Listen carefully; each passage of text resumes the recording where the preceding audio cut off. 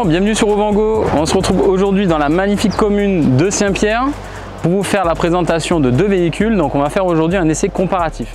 Donc on va vous présenter aujourd'hui l'essai comparatif de deux modèles avec mon ami Eric Malody. Donc à savoir deux GSX-R 1000 de 2019, le modèle normal et le modèle R.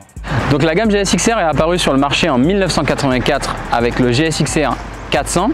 S'en est suivi en 1985 du GSX-R 750.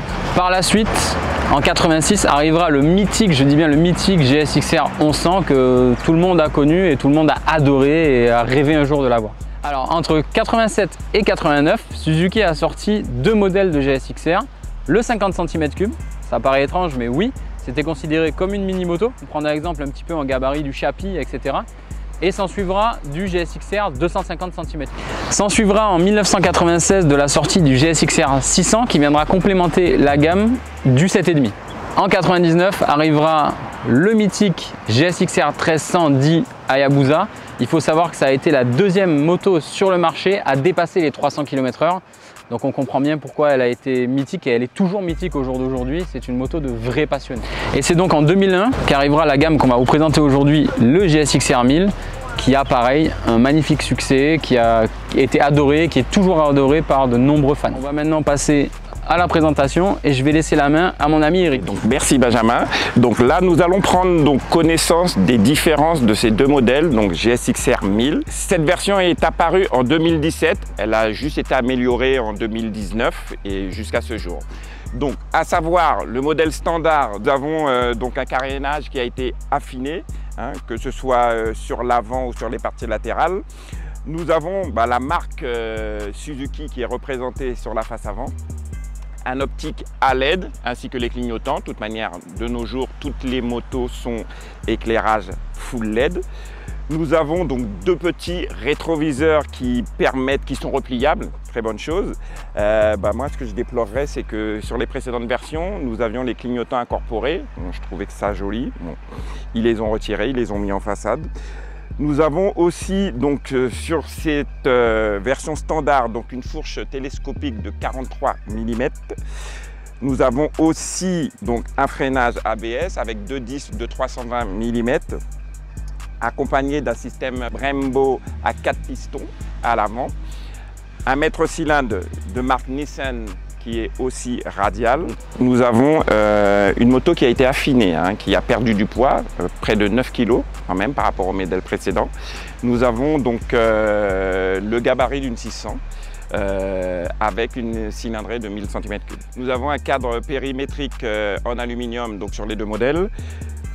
Nous avons aussi des tailles de jambes de 17 pouces pour l'avant et pour l'arrière. Sur ces modèles-ci, nous avons donc un capot de selle qui fait partie de la dotation de série sur la version R.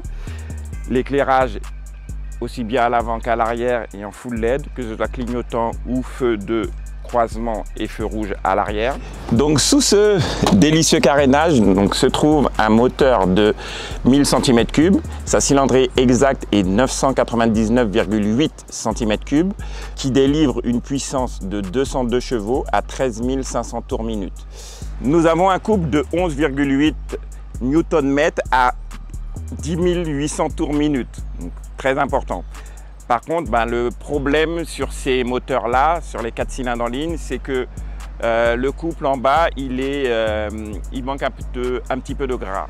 Donc cette version-ci est accompagnée d'un shifter de série qui est doux à souhait, agréable et doux. Sur cette version R, nous avons une fourche télescopique de marque Showa accompagnée de cartouches. On verra tout à l'heure la différence avec la standard. Donc une fourche de 43 mm avec un débattement de 120 mm. On vient tomber sur des disques de 320 mm de diamètre, freinés par des étriers Brembo à 4 pistons. Nous avons un mètre cylindre de marque Nissan, mais c'est un marque cylindre radial qui est efficace aussi, accompagné de poignées réglables en distance, ça aussi c'est appréciable. Donc il faut savoir que d'origine sur ces deux véhicules, Suzuki nous propose un amortisseur de direction qui est installé juste sous le tête de fourche, qui est relié électroniquement, qui va être asservi à la vitesse. Donc à quoi ça sert précisément? Ça va éviter les guidonnages. Plus vous allez monter en vitesse, plus il va se durcir pour éviter de guidonner, tout simplement. Alors, au niveau du poste de pilotage, au niveau des commodos, très simple mais efficace. Sur le côté droit, on aura le coupe-circuit, le démarreur et les warnings. Sur le côté gauche, on aura phare, appel de phare. On disposera aussi des clignotants et du klaxon. Ça, c'est relativement traditionnel. Mais en complément, on aura deux petits boutons qui vont pouvoir sélectionner d'un, les modes de conduite et de deux, les modes du traction control et aussi l'instrumentation générale, donc à savoir l'heure, l'autonomie, le compteur journalier, etc. Donc pour la contenance de ce réservoir, on sera à 17 litres et la hauteur de selle, on sera à 825 mm. On disposera aussi donc de 3 modes de conduite, ça c'est assez typique à Suzuki. Le mode A, B et C. Le mode A qui donnera vraiment la pleine puissance, le mode D qui sera beaucoup plus souple en utilisation et le mode C qui sera un mode pluie qui bridera la moto en utilisation à 150 chevaux. Pareil, on disposera aussi de 10 niveaux de traction control. Donc à savoir que plus le traction control va être sur un niveau, plus la moto aura en fait entre guillemets une efficacité sur route, on n'aura pas de patinage, etc. Plus on descend, plus on aura une conduite un petit peu on va dire à l'ancienne. Et il faut savoir qu'on pourra aussi le déconnecter à 100%. Mais par contre pour le déconnecter, pour le mettre à 0, pour l'éteindre entre guillemets, il faudra s'arrêter pour pouvoir le désactiver. Après aussi, il faut savoir que malheureusement, Suzuki n'a pas mis la possibilité de pouvoir déconnecter le système d'ABS, ce qui est un petit peu dommage, ce qu'on va pouvoir reprocher sur une utilisation circuit à proprement parler.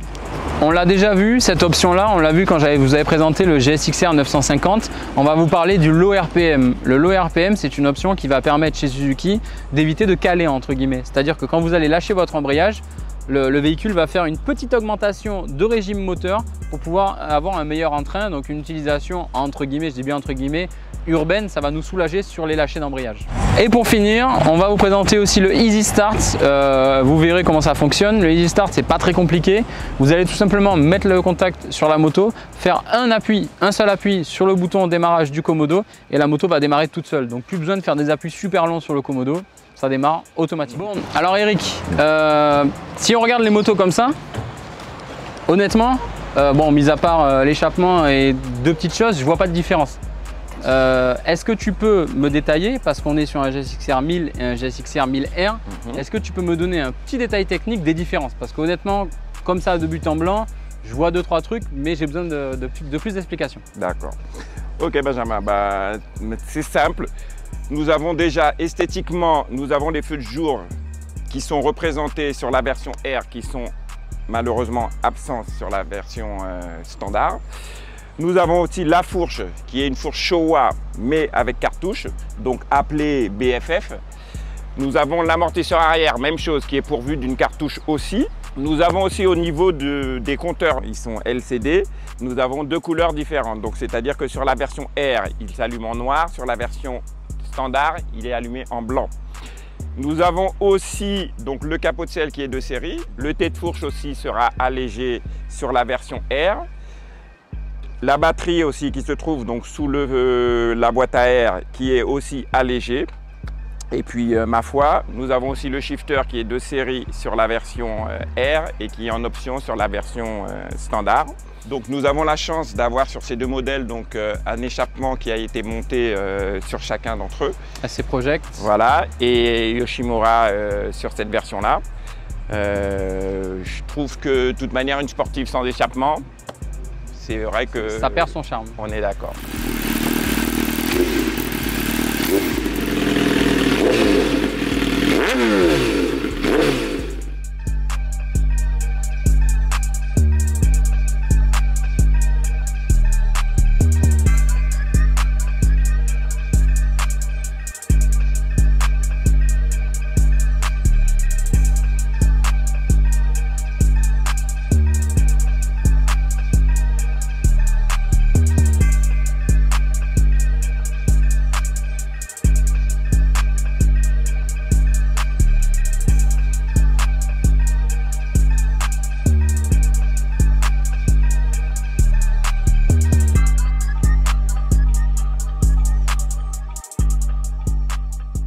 Bon, maintenant on va voir avec Eric pour vous faire un petit bilan de ce qu'on a pensé de ces motos. Donc ce que j'ai aimé sur ce véhicule, premièrement c'est l'aura. L'aura de ce véhicule-là, quand vous dites à n'importe qui, je possède un GEX, vous êtes quelqu'un, on va dire, entre guillemets.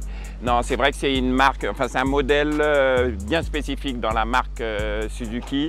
Voilà, l'aura, elle est là. Deuxième chose que j'ai aimé, je dirais même adoré sur ce modèle-là, c'est le shifter. Donc pour avoir déjà sélectionné des shifters sur d'autres marques, celui-ci est d'une douceur, d'une facilité et d'une sonorité qui est magique, sincèrement magique.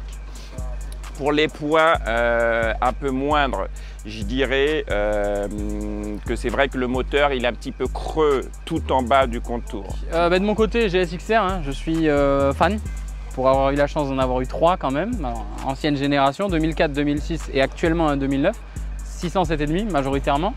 Donc c'est un modèle que j'affectionne particulièrement. Point hyper positif, je rejoins Eric sur ce truc là, le shifter, c'est une bombe, ça pétarade dans tous les sens, la sonorité elle est juste géniale, c'est vraiment bien, il est super efficace que ce soit en up ou en down, il est génial.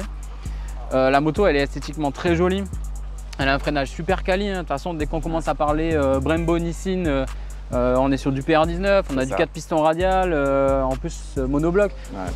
Que demande le peuple? Honnêtement, peut-être à la rigueur, une petite durite aviation, ça serait pas trop, mais honnêtement, le freinage est largement suffisant, je trouve quand même. Le compteur méritait peut-être un petit peu de modernité, je trouve, mais il est quand même en fait simple, efficace. Il n'y a pas besoin de plus d'artifices, de choses comme ça. Mais c'est vrai que 2019, 2020, maintenant avec ce qui se fait en termes de moto, un peu de couleur, etc. Là, si je dis pas de bêtises, je crois que la seule couleur c'est du rouge sur la zone rouge, entre guillemets, mais il n'y a pas grand artifice, mais ça fait son travail. Sinon, non, voilà, après, belle ligne, belle efficacité, châssis, qualité. Petit point négatif, pareil, je rejoins encore Eric, c'est vrai qu'on est vraiment semblables sur les points parce qu'on a le même avis sur ces motos-là. Le bas régime. Le bas régime, je le dis souvent sur mes essais, je suis super feignant sur les boîtes de vitesse, donc le shifter, j'adore ça. Des fois, j'ai tendance à vouloir rester en 3e, 4e sur des bas régimes et on sent que la moto, elle n'a pas envie. Donc voilà, nous sommes sur 2 modèles donc distincts, d'où la différence de prix. Moi, je la trouve relativement élevée par rapport aux différences. Maintenant, donc voilà, nous débutons donc sur la version standard à 16 690 €. D'accord, donc ça reste relativement très bien placé pour une sportive de nos jours. Sur la GSX-R 1000R, nous sommes 3 000 € plus cher, donc à 19 690 €. Donc maintenant, je vais demander à Benjamin quand même laquelle tu préférerais sur ces deux. Si tu devais en acquérir une, quel modèle prendrais-tu? Réellement, c'est compliqué de choisir. On va faire un choix, je vais dire, facile. On va parler de la plus équipée. On va parler de la R, c'est logique. Même si celle-là est vraiment très efficace aussi, parce que c'est semblable, hein, honnêtement. Même si on n'a pas une fourche avec des réglages dans tous les sens, un GSX-R, ça fait son travail, ça a son efficacité. Donc l'un ou l'autre reste de très bons produits. Mais après, réellement, ouais, évidemment, il y a toujours un penchant. En tant que motard, généralement, on aime bien le suréquipement, on va dire, entre guillemets. Donc plus effectivement le modèle R. Toi, je ne te pose pas la question. J'aurais la même définition que toi. Donc elles sont toutes les deux très confortables, très bonne tenue de route, très beau design. Mais c'est vrai que, comme mon ami Benjamin l'a expliqué, en tant que motard, on prendra toujours la plus équipée, si on avait le choix. Donc merci de nous avoir suivis sur cet essai. Donc la présentation, l'essai comparatif de 2 GSX-R semblables sans l'être réellement. N'hésitez pas donc à vous abonner à tout ce qui est réseaux sociaux de Ouvango, donc Instagram, Facebook, YouTube. Voilà, n'hésitez pas même à mettre un petit like sur la vidéo, ça fait toujours plaisir. Et on peut se retrouver très bientôt pour de nouveaux essais traditionnels ou comparatifs avec mon ami Eric ici présent.